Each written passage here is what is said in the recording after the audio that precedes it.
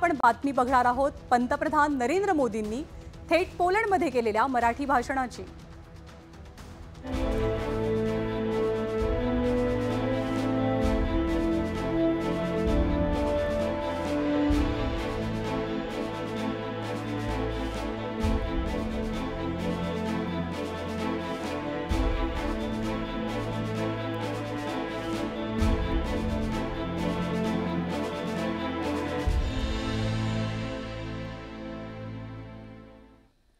महाराष्ट्राच्या नागरिकांच्या आणि मराठी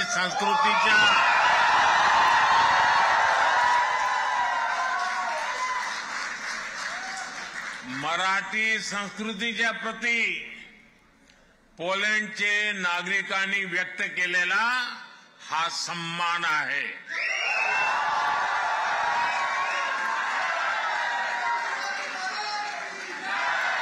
मराठी संस्कृतीत मानव धर्म आचरणाला सर्वात अधिक प्राधान्य आहे। तर पोलंडच्या दौऱ्यावरती असताना पंतप्रधान नरेंद्र मोदींनी आपल्या भाषणाची सुरुवात मराठीतून केल्यामुळे अनेकांच्या मनात कुतूहल निर्माण झालं। पोलंडचा आणि मराठीचा काय संबंध, पोलंडचा आणि महाराष्ट्राचं काय कनेक्शन, असे प्रश्न अनेकांना पडले। तर मोदींच्या पोलंड दौऱ्यात पोलंडवासियांनी कोल्हापूर प्रति प्रेम व्यक्त करण्याचं कारण काय, हे आज आम्ही तुम्हाला या स्टोरीच्या माध्यमातून सांगणार आहोत। साल होतं 1943चं। संपूर्ण जगावरती ढग होते दुसऱ्या महायुद्धाचे। पोलंडमधल्या ज्यू नागरिकांचा हिटलरकडनं अमानुष छळ आणि नरसंहार सुरू होता।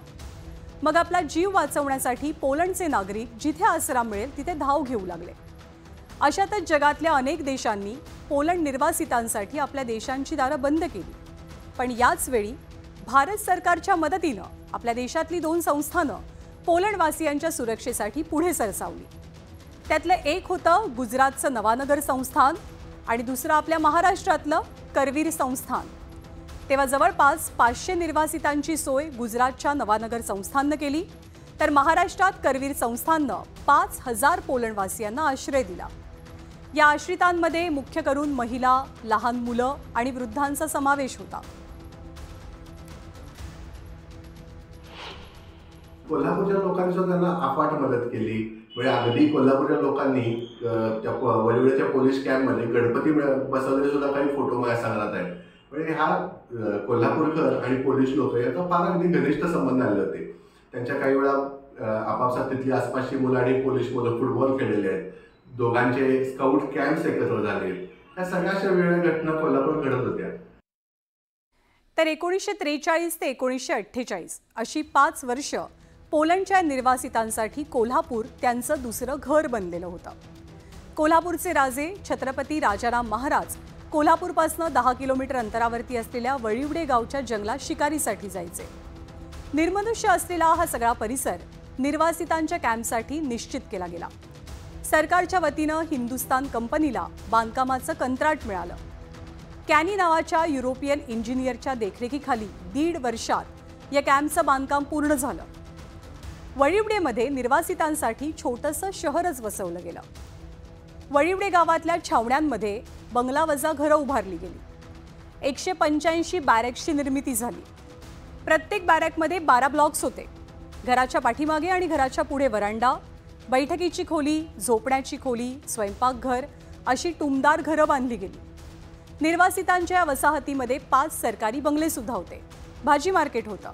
जन्म मृत्यू नोंदणीचं कार्यालय होतं। इथे निर्वासितांसाठी चर्च, कम्युनिटी सेंटर, शाळा, कॉलेजेस, सिनेमागृह आणि पोस्ट ऑफिसची सुद्धा उभारणी केली गेली। एक प्रकारे कोल्हापूरमध्ये मिनी पोलंड निर्माण केलं गेलं। 1948 आणि 49 साली दुसरं महायुद्ध संपताना पोलंडवासीय या छावणीतनं आपल्या मायदेशी परत गेले। पण 7 दशकांनंतरही त्यांच्या मनातले वळिवडेसोबतचे बंध अतूट आहेत। पोलंडवासियांना कोल्हापूरमध्ये सुरक्षित आश्रय मिळू शकला कोल्हापूरच्या राजघराण्याच्या औदार्यामुळे। करवीर संस्थानचे उपकार पोलंडवासी आजही विसरलेले नाहीयेत। म्हणूनच पोलंडच्या वॉर्सामध्ये छत्रपती शाहू महाराजांच्या करवीर संस्थानप्रती कृतज्ञता म्हणून स्मारकाची उभारणी करण्यात आली आहे। पोलंडचा निर्वासित कॅम्प असलेला परिसर आज गांधीनगर म्हणून ओळखला जातो। पोलंडवासियांच्या वडिवडेतल्या स्मृती जतन करण्यासाठी इथल्या छत्रपती युवराज शाहू महाराज शाळेच्या प्रांगणात स्मृतीस्तंभाचीही उभारणी करण्यात आली आहे, ज्याच्या उद्घाटनासाठी पोलंडचे नागरिक अगदी आवर्जून हजर होते. तर 2019 साली कोल्हापुरात आलेल्या महापुरात वडिवडेचं प्रचंड नुकसान झाल्याचं पाहून पोलंडवासियांनी मदतीचा हातही पुढे केलेला. आज 7 दशकांनंतर सुद्धा पोलंड आणि वडिवडेचे ऋणानुबंध कायम आहेत आणि त्याचीच प्रचिती आपल्याला नरेंद्र मोदींच्या पोलंड दौऱ्यादरम्यान सुद्धा पाहायला मिळाली.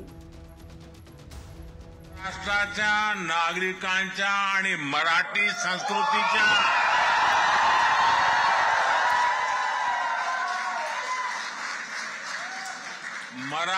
संस्कृतीच्या प्रती पोलंडचे नागरिकांनी व्यक्त केलेला हा सन्मान आहे.